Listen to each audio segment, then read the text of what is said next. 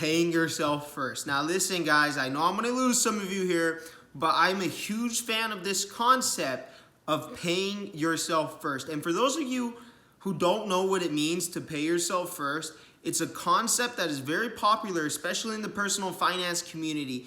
And that is the first paycheck you get of the month, the first amount of money that you have flowing in every single month, you set it aside. Now listen, I'm not saying don't pay your bills. The whole point of this concept is that you'll set that money aside. You'll put it in savings. You'll put it in an investment account, maybe your retirement account, what have you, right? And then it's going to force you to find ways to pay your bills. It's going to force you to find a side hustle, to find a way to make a quick extra $100 so you can pay your cable bill, whatever have you guys. Now listen, again, I'm not saying not to pay your bills. I'm saying find another way. Pay yourself first. Make sure you're taken care of, and then you'll be able to pay your bills, guys. Because listen, the only person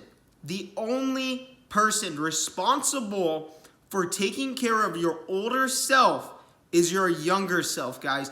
If you're still young, you're in the perfect position to take care of yourself later on in life. And the number one way you're going to do that is by paying yourself first. And you're going to have to make some sacrifices, guys. But life isn't easy, guys. I'm sorry, but I'm not going to sugarcoat it. You guys know I keep it real on this channel, guys. That's what I go by. I just keep it real with you guys. And you're going to have to make sacrifices because life isn't easy. And frankly, I'm sorry. But at the same time, I'm not sorry, because anyone who is successful, they have to make sacrifices, and they have made sacrifices.